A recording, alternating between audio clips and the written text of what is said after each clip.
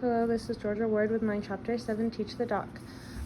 So the very first section is about bond polarity. It asks us to classify the bonds as polar or nonpolar, and to use the delta positive or delta negative symbol to indicate the polarity of the bonds.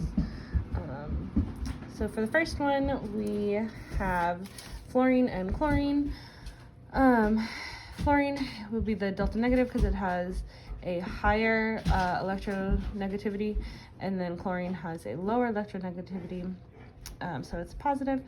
And then the difference between them is 1.0, so they are polar because polar is anything between 0.4 and 1.8. The next one, it asks about carbon and sulfur.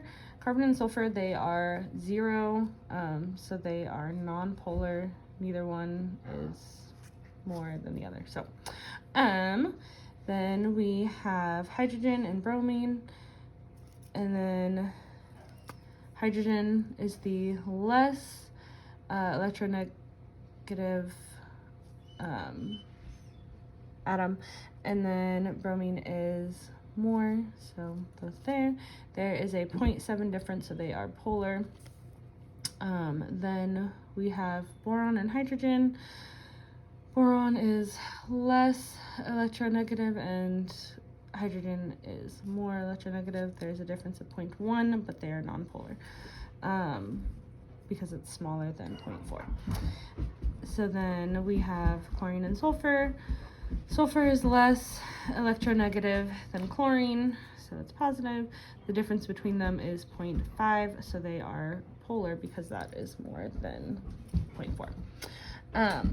Then it asks us to draw the Lewis structures for CO2 and H2O, showing the correct bond angles, indicating the direction of polarity of the bonds in each molecule,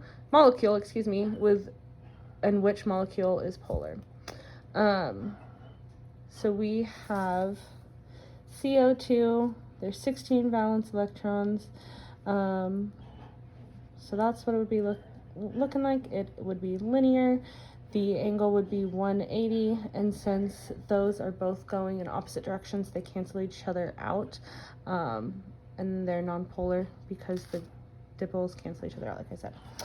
And then for the H2O, we have 8 valence electrons, and it is a bent shape, and because they're moving in the same direction, it is polar, and because it has a net dipole moment. Then it has to give an example of a polar lineal molecule. How is this molecule different from CO2? So I chose HCl, hydrochloric acid. The chlorine is more electronegative than hydrogen, so it creates a net dipole moment, and so it is polar. So then it asks us to fill in the following chart with the Lewis symbols of each element. So going through, the number of valence electrons in lithium is 1 because it's in group 1.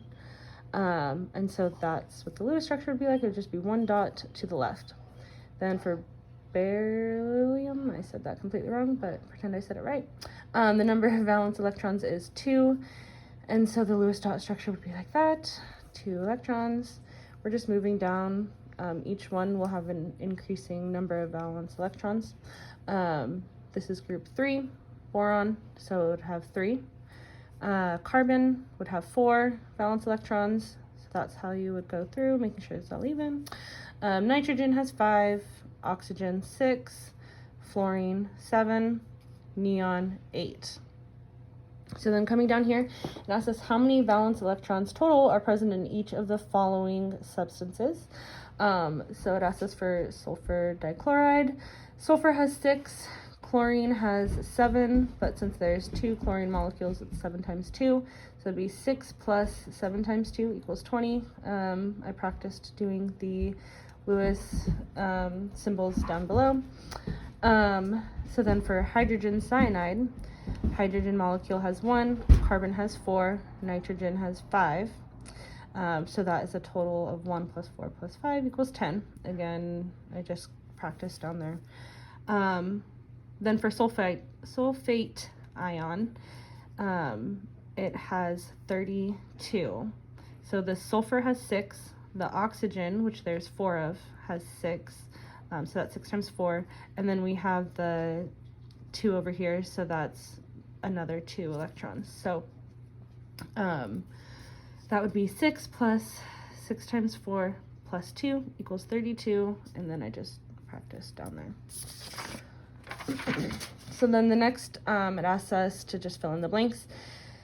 So the formal charge of an atom equals the number of valence electrons minus the number of unbonded or unpaired or lone pair electrons, unbonded. And then it asks, unbonded electrons plus 1/2 the number of bonding electrons. So then, knowing that information, it asks us to calculate the formal charge of an atom for CO. So for carbon, we have 4 valence electrons minus 2 unbonded electrons, and 6 over 2, 1/2 the number of bonding electrons equals -1. For oxygen, 6 minus 2 minus 6 over 2 equals +1. So the formal charge for carbon is -1, and for oxygen it's +1. Then it asks us, using the table in the textbook, to complete the following table. So for H2O, how many number of lone pairs are on the central atom? And then what's the Lewis dot structure?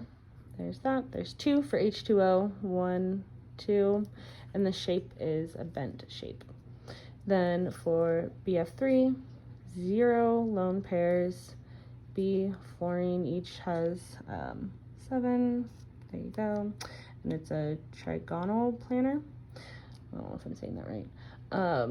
XCF4, there are 2 lone pairs on the central atom, those 2 there. And then that would be the Lewis dot structure, and it's a square planar.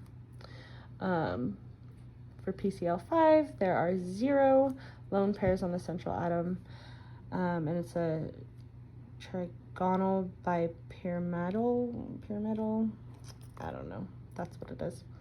And then SF6, there's 0 lone pairs, and it's a octahedral, because there's 6, 5, 4, 3, and 2. But because of the way those are, it's not a linear 2, it's a bent 2. Okay. So then the next, it asks us again to fill in a table. So if this is the number of E groups and the number of bonding groups of electrons and the number of lone pairs of electrons, what's the shape for the given example? So CO2 is linear with no lone pairs of electrons and 2 and 2. 3, 3, 0, it's trigonal planar, and BCl3 is an example. 4, we have 4, we have 0, it's a tetrahedral. The example is NH4 plus, it's positive charge. And then 4, 2, 2, that would be a bent shape, and that example is the H2O, like on the previous page. If there's 5 and 4 groups of electrons, 1 number of lone pairs on the central electron, would be a seesaw shape. The example is SF4. And then last one would be 6, 4, 2. That gives us a square planar, and an example would be XCl4.